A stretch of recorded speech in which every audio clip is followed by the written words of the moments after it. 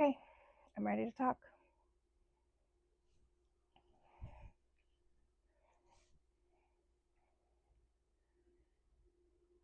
Well, it's been a while.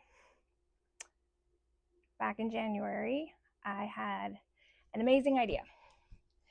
It could have been like late January, early February, something like that. And I was ready to go. I had my YouTube content channel idea ready, and I was coming up with plot points and things to talk about, episodes I wanted to make. And I made my first one. And it felt good. It felt really empowering. And I was trying to find like the best time to release the next video and work on filming it and getting it edited. And time just has a way of getting away from us. We get busy doing things. One thing, somebody gets sick, or you have a bunch of errands to run. Just day-to-day life. And so I got behind. And then life really lifed. On the evening of March 9th this year, 2026, my sister called me. And unfortunately, it was not good news she was bringing me. Our father passed away. And I think that's the first time I've said that I haven't cried. Grief is another one of those topics that I think kind of gets swept under the rug. More and more now it's not. It's something that people are talking about. We're all learning how to heal, and we're learning how to experience our journey and talk about it. And I don't think I would be true to myself and the brand I want to build, the version of me I want to be, if I didn't talk about my grief. So my name is Chrissy, and my dad is dead. It's not something you ever really want to say, I think. And for me, it's different than a lot of other people's grief, because you have people that are so close to their parents, and their parents are their best friend, and they can't imagine life without them. And I spent a lot of my life without my dad.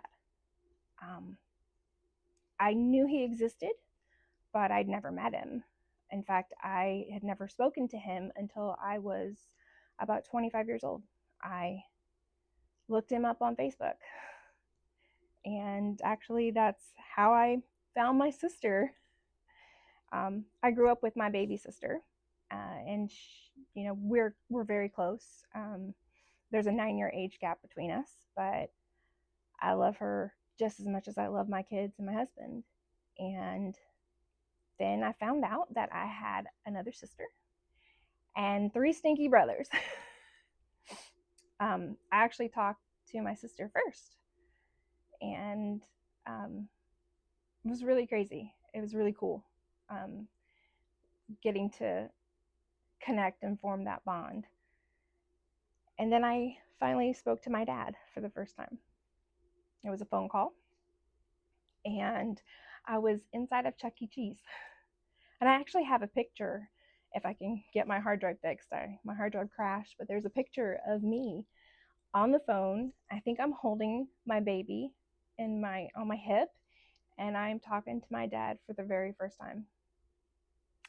And that was hard to build a relationship with someone you don't know, someone you're automatically supposed to love.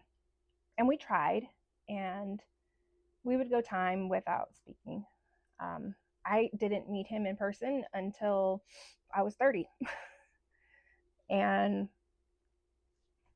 even when I moved back to my hometown, I really didn't see him that much. We call and check in, how's the weather? And it was just, okay, I found my dad. This is who he is. This is who I am. And that's just it. And then 2 years ago, my dad got really sick.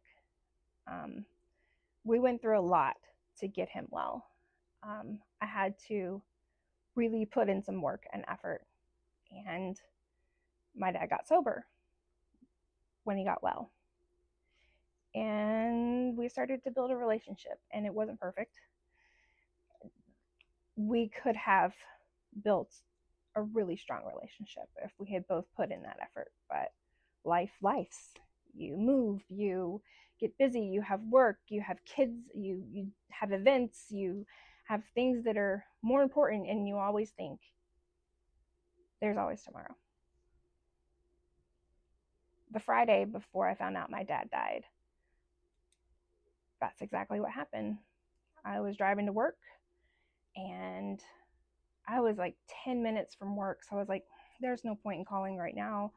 I'll call him on the way home. I didn't. I forgot. And that sucks because Monday, that Monday, he died. He had a massive heart attack. It was completely unexpected. There's nothing that could have been done to prevent it. And there's nothing that I could have done differently that would have like made our relationship more meaningful. Sure, I could say yes, I could have been in contact more regularly, and he could have been in contact with me more regularly, but you can't hold that guilt against yourself. I look behind the camera now, and there's my dad. I have his ashes. So now he has to spend time with me. I think I use a lot of dark humor to hide the pain and try to get through the days, but it's definitely hard. Even though we weren't the closest father and daughter you could ever imagine, it still really sucks. And I can't help, you know, still every day, I think my brain says, your dad is dead. And I have to tell my brain, I know. And me and my brain, we're having a hard time accepting that he's really not coming back. And one thing I spoke on at his funeral, and one thing that I share with people, is that I am lucky.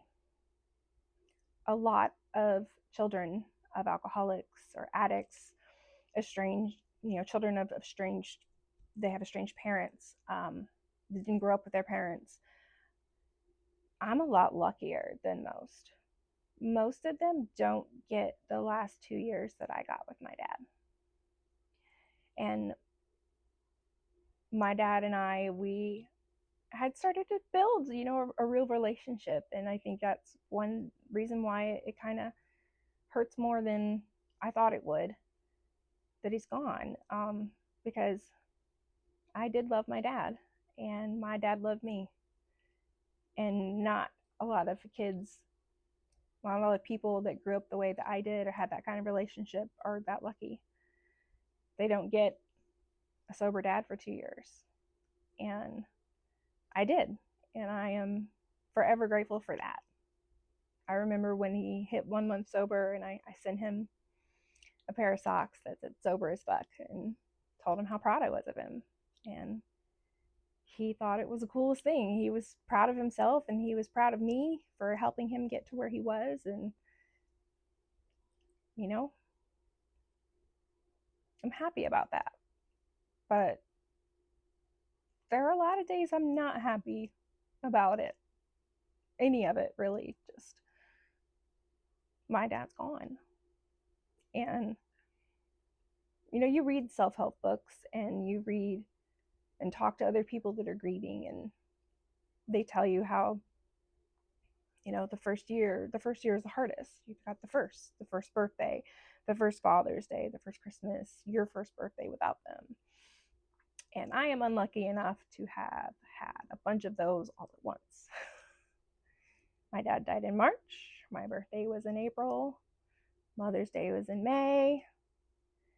Father's Day was in June. His birthday was in July.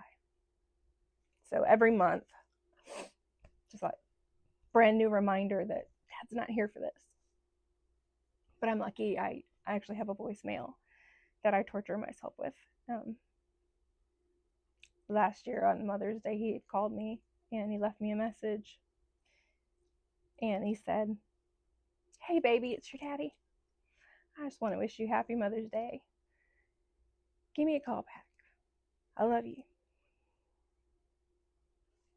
And I torture myself by listening to it a few times, so I can say, "I love you too, Dad." I don't think any of the self-help books actually help, because I think that every one of us has our own grief journey. And for someone like me, dark humor all the way. I have used my dark humor so much that I've embarrassed myself. And maybe one day I'll share some of that. But I think people would think that I'm just like disrespectful to the dead. But I think you have to find ways to find that silver lining to make yourself laugh and get through it all. I keep myself busy. And, my last video, I talked a lot about using creativity to build confidence. And I think it's more than that for me. Creativity is what I use to get through everything. It is a crutch. If I am sad, if I'm going through some processing trauma, I do something with my hands, I create something beautiful. And, when I'm in that headspace, then I can sit with my thoughts. And as I'm doing something, step by step by step, I can actually go through the things that I need to process one by one by one in a little bit more of a clear pattern. And so that's my message still, is just encouraging everyone out there to get creative, to find some kind of art, to find something beautiful. Even if you don't think you're any good at it, it can help you. And maybe it's not. Maybe that's not your tea, but find something. Find something that helps you slow down and focus on that. Even if it's like looking at word searches, or, not necessarily, I wouldn't think playing video games would work, but, maybe just find something beautiful. Create something with your hands.